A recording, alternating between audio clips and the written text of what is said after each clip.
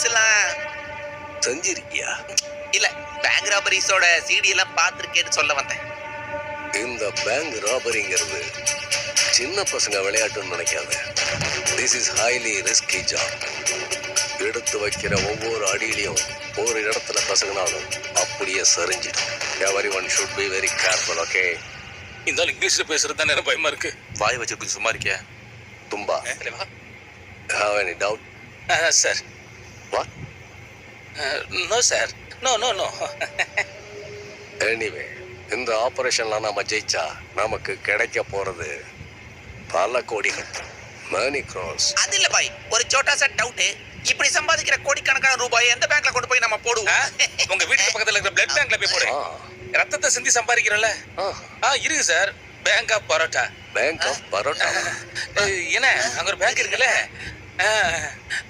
Okay okay.